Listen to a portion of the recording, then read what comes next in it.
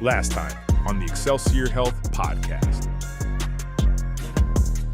Sean started the journey, but you took the journey to another level. Yes. And you really transformed. And I think that's the beautiful thing is you influenced Sean, where he saw his wife making all these changes, working out. And then since that, he went through a transformation where he tore his Achilles and he came back and he's lost so many pounds of fat. Now he's working to become a coach. But I would say that started with your change. If you don't go through that transformation process, I don't know if Sean has that amazing journey as well, you know? So I guess from as a coach now, if we kind of put on that hat, what do you think what's the biggest mistakes that you think most busy professionals are making that's stopping them from getting transformational results? I would say they are that keyword busy. So everyone has the same 24 hours in a day, but they don't, it's not just about having time, it's about making time for themselves. And it's that excuse and putting that lid on themselves to, you know, not prioritize their health. So I would say time is a good or a big factor for stopping them to reaching their full potential. And even it's another one I would say is being so caught up in the finances. Yes, you're so busy as a busy professional. We want that goal of achieving, have as much money as we can in this life, but it's also your health is just as important, if not more important than making money. Mm-hmm. Right? What else? It's pouring from an empty cup also. So as busy professionals, busy parents, it's like neglecting your health, not prioritizing you. And then you have your careers and you have your kids, but it's like, how can I give my best if I'm at empty, if I'm at like 10%. Mm-hmm. So it's always finding ways to prioritize. Yeah, you have so much stuff on your plate and you have to juggle everything, but also finding that balance, making that time for you. And just, even if it's 1 hour, Mm-hmm. every single day, whether it's 3 days, 4 days, just prioritizing your health and finding that balance to make it work in your lifestyle, whatever it may be. Okay, so let's kind of break that down again. So a couple of the challenges that you said most busy professionals have is they're too busy. They're saying, I'm too busy, I don't have enough time. Okay, that's one. Another one you said is they look at investing into their health as more of an expense versus an investment. And then the last one is like they put everything else over their health. I'm a mom. No, I got to go to work. Oh, no, I got to take care of the house.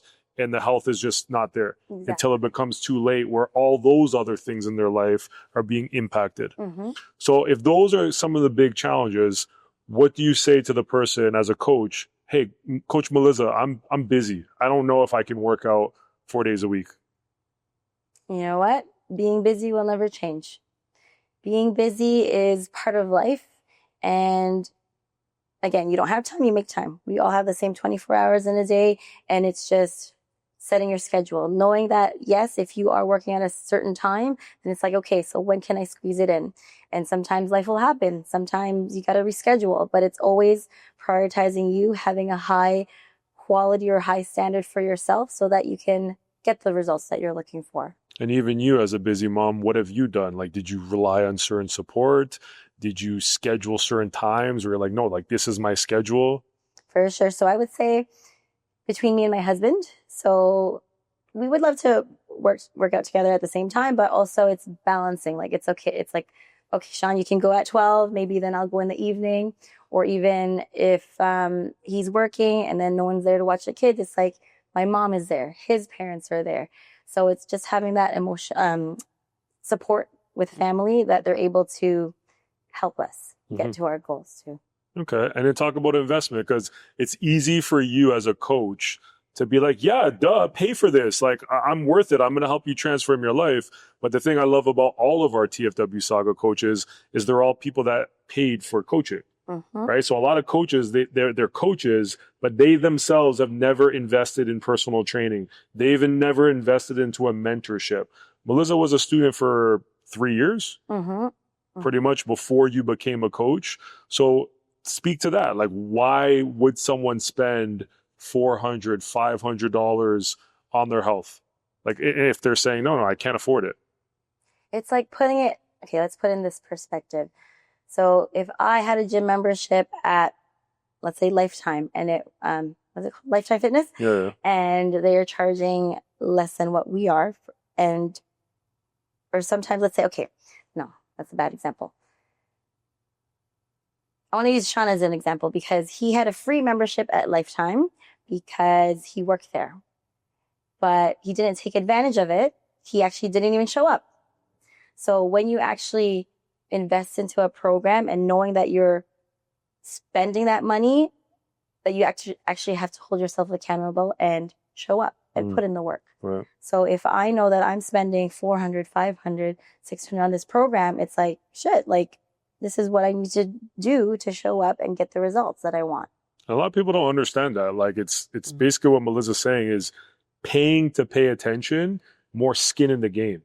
So even for myself, this podcast, I would have never got this podcast going if I didn't talk to my boy Viral and invest in him and say, hey, dude, let's set that up. You know what you're doing. Help me out. Let's do this. This got me going. And now we're almost, whatever it is, 8 or 10 episodes in. It's paying to pay attention. It's the same for investing in your health. Is you hire a coach because you paid that money, you want to make it worth it. Mm-hmm. You don't want to waste that. So that's a huge part of it. What else would be reasons why someone would invest in their health and their fitness? Honestly, it's your health. You have one body, you don't get another one, and it's not something that I guess you don't get. You have the choice to choose your hard. For me, yes, it was hard when I was skinny fat. Yes, it was hard having the kids or when I wasn't training, but it's like I need to go through that adversity to invest in my health, because if I don't, the cost of it later, that's the price that I'm going to pay. That's what's going to be more expensive. God forbid, the medical bills, that's going to be more expensive than my membership, than what I'm paying. So that was a big shift for you, is just like, okay, yes, this is going to maybe hurt my wallet right now, but I'm going to get a return in later on down the road.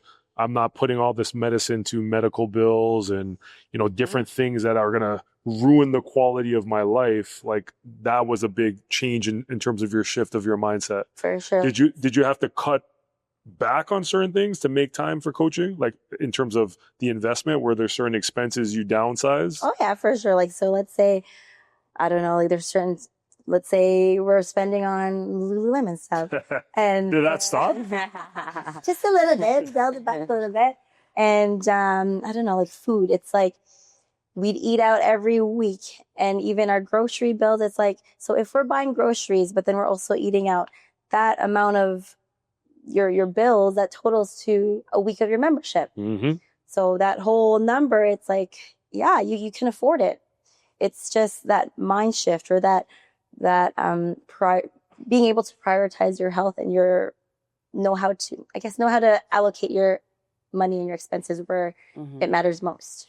What I always say, I probably heard this from somebody else down the road, is show me your schedule and I'll show you your priorities, but also show me your purchases and I'll show you your priorities. So if you look in someone's schedule, you can see what they focus on. And for a lot of busy professionals, it's way too much work. But I understand that. Some of us, we have a mortgage. We have things that our kids' interests. But I guarantee for most people, there's time. Most of the time is TV. It's social media. It's sitting there stressing, doing nothing. So it's like carving out that 4 hours a week. It's there. You just got to delete the other stuff that doesn't matter. And then, like Melizza's saying, is, yeah, there's some things. Maybe you're not going to buy all the designer clothes, but I promise you, the designer clothes are not going to look as good on an unhealthy, overweight body as the cheap ass clothes are going to look on a very healthy, fit, lean body, right? So if you can look into your credit card statement right now, I promise you, you're probably spending $75 to $150 on food itself that is taking you away from your goals versus bringing you closer to it. And that could be the thing that allows you to invest in an online program, invest into a gym membership, or invest in a place like Training for Warrior Saga that can actually help you get results. Mm-hmm. All right. So I guess what I want to go to now from your perspective, we have something called the 5 Pillars of Excelsior Health. You've been in with me in like brainstorm sessions where we're trying to figure out, man, is this the right way to teach it? We have 5 pillars. Okay. So I would love you to give our busy professionals one tip in each of those pillars. Mm-hmm. Right. So lead with that, whichever one you want to start with. So training and movement. Movement is medicine, and as simple as walking. So less stress on the joints, especially for me when I was recovering during my mat leave. It was nice out. It was summer. I would bring the stroller, bring the kids, go to the park and just walk every single morning, drop Camilla off to school, but then also not using the weather as an excuse. So it's not just, it's nice out, but also doing it because the benefits that comes with walking. Yeah. It's you're burning a lot more calories, and it's just less stress on your joints. Good. Mm-hmm. So, hey, you're overweight right now. You're unhealthy. You're terrified to go into the gym. One of the best ways that you can improve your health is you have to incorporate training and movement.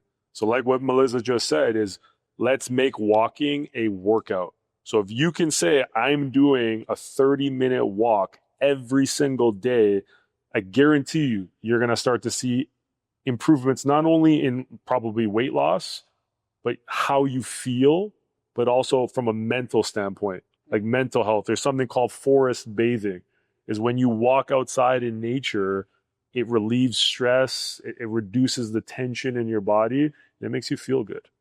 All right. So second one, what would be the second pillar that we have? Our nutrition.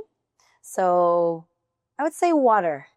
So when I was recovering from my C-section, and again, my body's going through all these changes, my body's producing breast milk, I'm breastfeeding, I felt a lot more thirstier. So for me, I don't know, my body weight was maybe like 140 at that time. So half of that in ounces, so about 70 ounces. I would say I would drink more than usual. It would be maybe like between 2 to 3 liters just to keep myself hydrated, and also my son. Okay. So if I'm someone who's I'm listening to your tip and I'm saying, hey, how much water should I be drinking? I'm confused. I got to drink water. How much? Exactly. So taking your body weight, dividing that in half. So let's say you're 200 pounds, divide that in half, which is 100. So that's going to be in ounces, 100 ounces that you should be having a day for water. Well, coach, like water's like so hard to drink. Like it's so like flavorless. Like I don't like water. I don't like water. What do I do? We can make it flavorful. So even if you put like a little spritz of something that you like. So I don't know if you like iced tea. So like water vodka? Yes. So even sparkling water, 0-calorie beverages, black coffee, green tea, anything liquid, but not prioritizing the liquid calories. Let's cut that out. So no matcha or no bubble tea, but just water or anything that keeps you hydrated, but less calories and no sweeteners.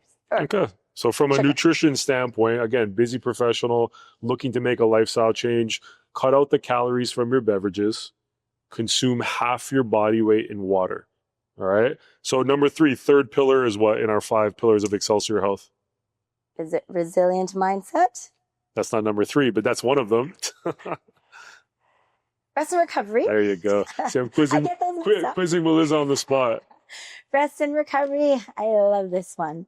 So I would say for me to actually rest and recover, I would love getting like my massages and just when you feel those aches and pains, and sometimes you neglect like how you're feeling, you have like elbow pain, you have back pain, and it's like, can I just have 1 hour to myself and just get a deep tissue massage? Yeah, that's awesome. And we call that element physical therapy. It's just taking care of yourself, especially when you start training and you start doing intense training like Melizza has, whether it's long distance, sprinting, lifting heavy. The importance of how hard you recover allows you to be able to train hard long term. So I think, if you look at, again, your credit card payments, stop spending money on things that maybe don't serve you. And if you had to save some money, having a massage, every 2 weeks, every month can just help you physically, but also mentally, I think too. Yeah. So number 4, these two that we're going to talk about right now, these are the ones that most people don't think about when it comes to transforming their health. So pillar number 4 is you have to develop a resilient mindset and you have to craft a positive environment. So what would be one tip in terms of building a resilient mindset? For me, that resilient mindset when I was on mat leave is like, okay, I'm not working, but it's always continuing to learn and finding ways to just sharpen my axe and just improve my skills and just continue to grow. So it was reading. It was maybe starting my precision nutrition certification. It's just, how can I be that coach for everyone when I do come back to work? But coach, I'm so busy. Like, you want me to walk? You want me to work out? Now you're telling me I got to learn? Well, when can I have time to learn? You got to make time, Corey. So like learn. So maybe for me, when I was learning, it's a good time for me was when I put the kids to bed, when they're all sleeping. And then even if it's 5 minutes, even if it's 15, half an hour, and just prioritize making that time to get 1% better every single day. Because over time, those are going to compound. That's going to equate to maybe, let's say, a whole book that you read for within, let's say, a month or so. Yeah. And it's just as simple as instead of watching the popular Netflix show that everybody's telling you to watch, is like, hey, sometimes you got to say no to that a couple times a week, and you just open up that book. And that book can create so much more opportunities, because when you're learning, it opens up the door for how you can take action. That's the whole point of it, right? So if the more knowledge you're accumulating, the more potential for you to take action. All right, number 5. Positive environment. You guys are my positive environment. Looking at the tissue. So when I was going through it, I was making my comeback. And it was tough. Like, your body is going through so much changes. And if I didn't have you guys there to support me, I wouldn't have gone through it. So coming here every day when I was off, even though it's considered my work, but you guys are my family. So coming here, training that 1 hour outside of the JoJo when we're together going, volleyball at Frank McKegney, or going to the park. It's just those little moments that I appreciate, and just surrounding yourself with like-minded people, just to better myself. And it's that mentality of, if you're the smartest person in the room, you're in the wrong room. I'm like, okay, if I want to get better, I want to be with you. I want to be with my mentor. I want to be with people that push me out of my comfort zone. Yeah, and that's huge. It's like, everybody's heard it, but I don't think people really understand the impact. Is like, who you spend time with will influence the results in your life. So it's like, if you spend time with the 5 people you spend time with, they're like really overweight and they never prioritize their fitness, you're going to be unhealthy too.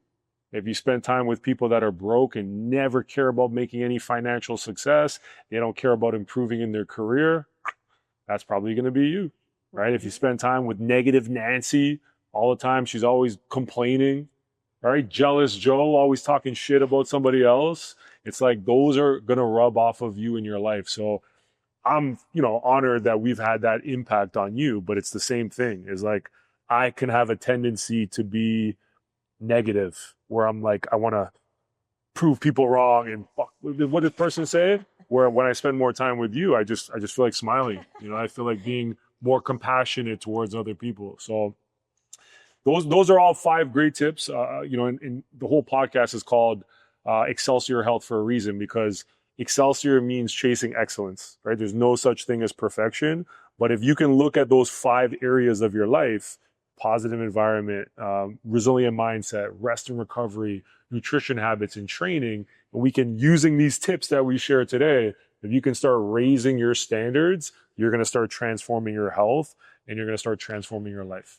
All right. So coming near the end of this podcast, one thing that I would love to know is, you made a huge career change and you've been with us full time for a while now. What's like what do you love about being a coach, and why are you a coach? I love this question. I thought about it. There's so many answers that I have in my head, but the one thing that stands out is our mission of saving lives. And why I'm a coach myself is because you guys have saved my life. So now I want to be that person for others to bring out their potential. And in my, 2 years or so on and off of coaching, I've can truthfully and genuinely say I've seen it in our students. From going to this not confident, skinny, or overweight person to learning, to growing, to getting out of their comfort zone. And now it's like taking them from where they were to who they want to become, and then closing that gap. And maybe one day they're going to meet. But the beautiful thing is that you're that person for them to help them get there, to give years of health back to them. That's the greatest gift you could give to someone, to give them your health, your confidence, your endless love and support. And they're going to remember you in your journey. It's like, yeah, I remember Coach Melizza told me this. Maybe they may not be here anymore. Maybe they're venturing out in the world on their own, but it's like having that impact on them and just igniting this spark, this light, not just under them, not just giving them a sweaty workout, but within them. Like they never thought they even could imagine that they had. So that's my reason. I love it. Every time I say it, how can I say this in a small summary? But it's just so my big reason why that I love coaching. And I think you're doing an amazing job. You know, you're definitely helping us save lives. Maybe Susie can add is like, what do you think is her strength as a coach, or some of the things that you've seen her like just improve so much since she's developed? I wouldn't say even as a coach, but just as a person, is definitely her compassion, because she's able to relate to people. She's able to put herself in other people's shoes, and she's able to be patient, listen, and give her feedback where people feel her being genuine, and she's able to make them feel comfortable as they go through their journey. So definitely compassion.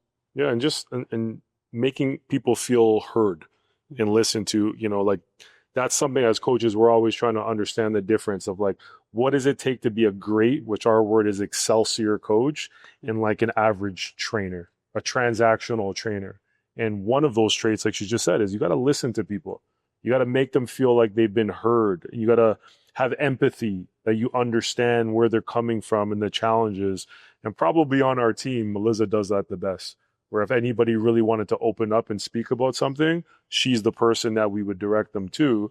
But I think another thing that I would make you aware of is you lead by example, right? So it's one thing to be a coach who knows a lot and has a degree and all these things, but there's another one that I've actually done it. I've transformed. I've worked the system. So that's what I want you to have confidence as you continue to help more people, is like, you've been through this process and you're continuing to level up in different ways.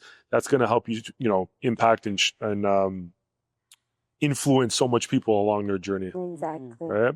So my last question, she was super nervous to do this, but she did an amazing job today. Final question. If you were to rewind back, 5 years ago, 10 years ago, and you're talking to insecure, not confident, unhealthy Melizza, who feels like she's always in the shadows of her brother, or she's not living life to her true potential, what would you go and whisper in her ear in terms of words of advice? What would you tell her? Like, you're going to be a strong ass mama.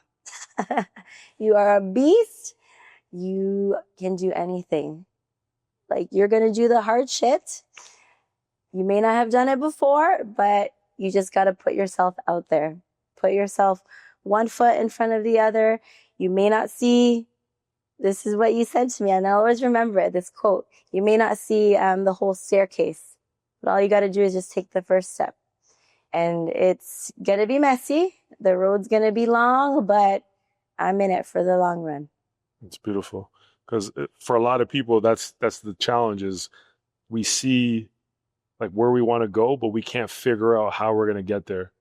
And just like what Melizza's saying is you don't need to know every step of the journey. You don't need to know how to count every calorie, how to do every exercise. What you need to know is what's the step ahead of me. And if I could just take that one step, I could then create momentum. And when you do that for a long enough time, you get transformational results, right? So Melizza, very grateful. You did amazing. We'll definitely be having Coach MeLeader, aka Isa, aka Melegion, aka MeLeader. We'll have her back on the podcast again. But again, super proud of you. Thank you for being on today. And guys, if you enjoyed today's episode, share it. Share this out. Send it to someone who you know this will resonate with. Another busy mother, another busy professional who's trying to start their journey and trying to understand what are the things that they need to do to transform their health. I'm Coach Corey, signing out. Beastin'!